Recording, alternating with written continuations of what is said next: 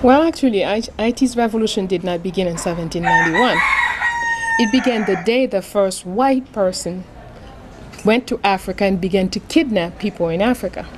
They did not just sit down and let themselves be taken away.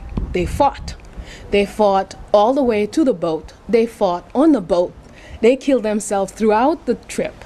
They killed themselves as they get off the boat or killed whoever was tying them up. So the fight began the day the aggression, the kidnapping, the slave mentality began to capture people. Now, and the fight went throughout, everywhere. It's not just Haiti. That's another false idea that Haiti did a revolution. But Jamaica fought a lot more than we did. Cuba has much more revolts than we did. But Haiti, the difference, Haiti succeeded. And that is what makes the difference. But all the islands in St. Thomas, 3 women freed St. Thomas in 1773, took it away from the Dutch for almost a year before they were recaptured with the help of France and British Army. The Dutch put the island back into slavery and arrested the 3 women. But people don't know about that. Throughout Brazil. So the revolution is all over. It's not the Haitian Revolution. The Haitian Revolution is just one tip of the revolution against slavery that went throughout the world and received its first major success in Haiti. I would have to say, in the last period, the last string of battles that began in 1492, we have to take 3 characters, 3 major people and their surrounding. We have to take, if we take the man, we'll have to take Bookman Duty, who's from Jamaica, whose mother was a great revolutionary woman, was a Muslim woman. And the reason he's called Bookman, the man of the book, is because his Holy Quran that he refused to give up when they sold him out here. So the slave maker burnt the book on his skin. So he was all burnt up all in here, but the mark of the book stayed here. Why? Bookman. And since he was purchased by Mr. Duty, then his name became Bookman Duty, the man of the book of the duty. Now for us, there is no such thing as chance and hazard.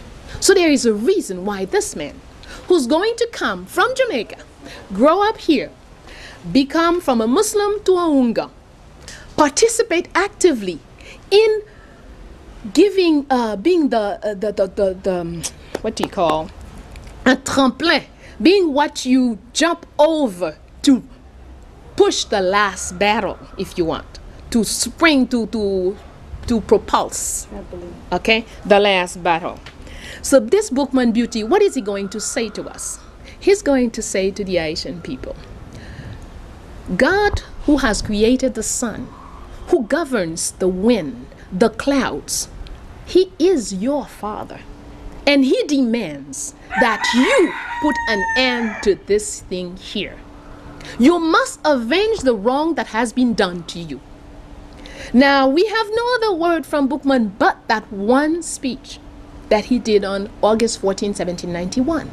So this is the man who brought the word, the clarified word that must be materialized. Fine. And of course, with this, a whole string of fighting and activities begun towards the final march for freedom. Now we're going to go to step 2. We're going to get to a man called François Dominique Breda, born so-called in slavery. But I say no, he was born out of slavery, but when purchased, as they usually do, they changed his name to François Dominique Breda. Fine. He is going to grow. As he began to come into himself, he gets rid of the François. And what is the meaning of the word François? François means that which belongs to, is relative to France and its people. He gets rid of François. We find him Dominique Breda. He continues to fight. He gets rid of Dominique. And we find him Dominique, which means born on a Sunday. And we find him Toussaint Breda. And he gets rid of Breda. As he comes to full knowledge of who he is and take his role as the one who opens the way and traces the road to independence, we find him Toussaint l'Ouverture. Toussaint, the one who has the powers of all the saints, l'Ouverture, to open the way. So, as we step 2, he does his job of opening the way and tracing the road. What do we find him doing in the last minutes, the last days of his existence here? We do not find Toussaint fighting to stay in power. We do not find Toussaint begging Leclerc to keep him here. We find Toussaint fighting so Dessalines will be named a divisionary general. We find him fighting for Christophe to have another rank. We find him fighting to place everybody where they should be. And his last word here in Gonaïves to his godfather, Pierre Simon Baptiste, when Pierre Simon Baptiste asked him, Toussaint, so you're leaving us here. Toussaint smiled and say, don't worry, everybody's in their post. The victory is already there. And he stepped onto the boat. So then, Toussaint accomplishes his mission and goes.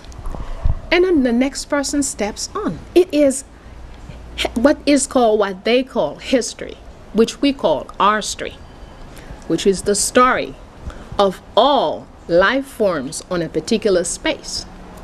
So, the R story is a string that goes on forever. There is no cutting this string. So, Toussaint does his work, and the next guy step up to lead the work of the people that are involved. People from Jamaica, people from Grenada, people from all over the islands have found ways to come in and participate. African Americans from the United States have come here and fought in this battle over here. But all of this is sort of obscured when you have these individual type situations.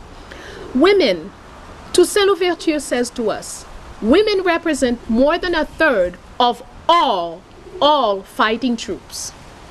Children are the first people to step on any battlefield. Where are they? In the his story that they gave us. We don't see them. But let's go on. The third step is when we get Jean-Jacques Dessalines as the leader. Now this is the person, again, when we take all the stuff they say about him is really, well, but one of the things, the man speaks Yoruba.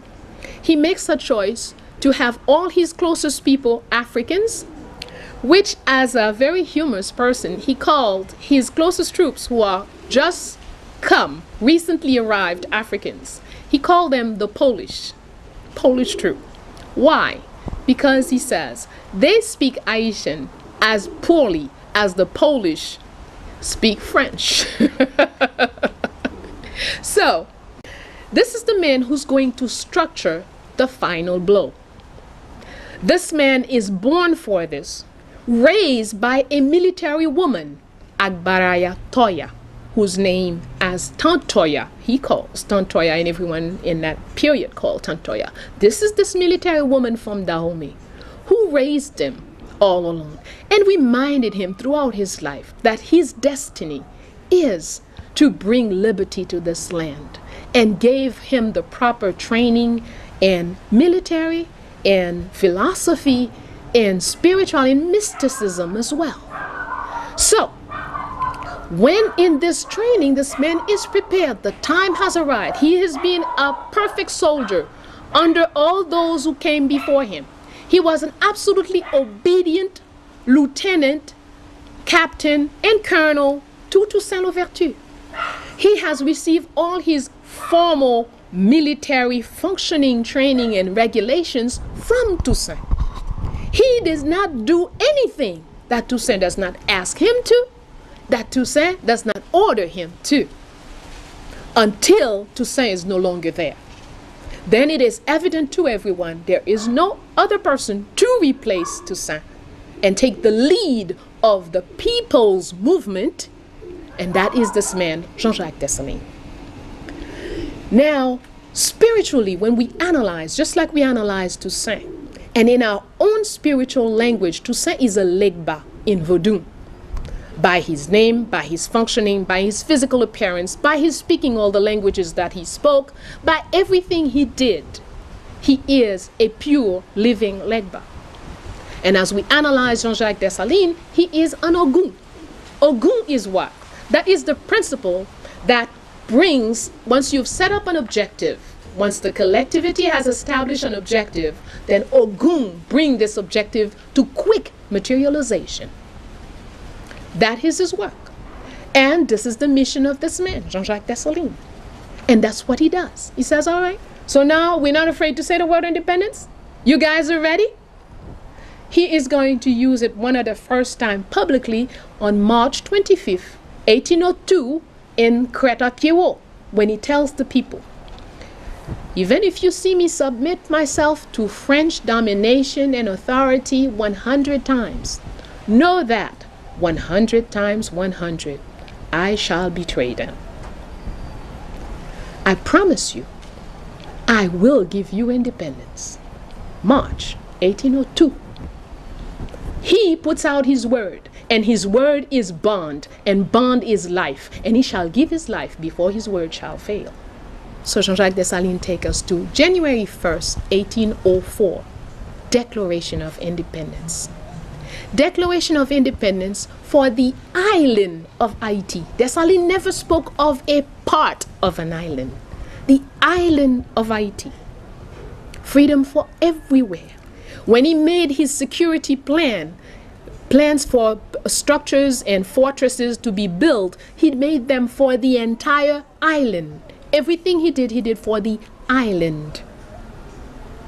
Okay? And he also told another very important thing. He says, today we are celebrating one independence, military independence. All the other independence have yet to be conquered. He was very clear. Ogu always speak very frankly, differently from a Legba. Legba speaks in very symbolic terms, and everyone can take them whichever way they are comfortable with them. But Ogun speaks in very direct terms. He's usually hated or loved. Henri Christophe, when he's going to take over after Dessalines' death, then Christophe, his strength is that he picked up all of Dessalines' plans and executed them. Whereas in the West, Pétion, who was president, who is the assassin of Jean-Jacques Dessalines, he smashed everything that he had started, that Dessalines started. And this is the man who believed in the French, who is begging a slaver while president of this country, while talking about the Black Republic, is begging a Frenchman to recognize him as his son. Now, this is the confused person who brings us to the crossroad of where we are now, that led to where we are now. And that's the continuation of this sickness of wanting to be white, wanting to live out of yourself, out of your own nature, and it's going to be concretized by, this thing is going to reach a higher level when this man is going to agree to pay France 150 million gold francs for an independence that we earned. The year 2004 is important for Haitian, for it is a mark. It is a time, as far as we are concerned, for remembering, going back and studying a victorious time in our lives, so we can pick up the principles of history, put them into structures, and so we can begin again to work as a victorious people. Jean-Jacques Dessalines himself said it, 1804. He said, look at what you did. He did not say, look at what I did. He said, look at what you did. He said, it's not the army's victory. It is your victory. For if you were not there for the army to hide, if you were not there to feed this army, if you were not there to bring him weapons, what would he have realized? Look at what you did. Clap for yourselves. Yes, we have lost this. It's not written anywhere in no history manuals for the children. The children do not know what it is that they did in 1804. I believe if one does not have a good understanding of what has happened in the past, then you are not equipped to build the future. I believe that if your knowledge of history is just blurbs, little bleeps about this president, that president, oh, this one was no good, that one was this one was a killer, then if that's your understanding of what is called history, then you cannot project the future. To project the future, there must be a profound analysis of what has happened and understand the whys of these various events. Then you are equipped. Because I believe our street is in studying our street, we capture a light from the past which shines on the road to the future.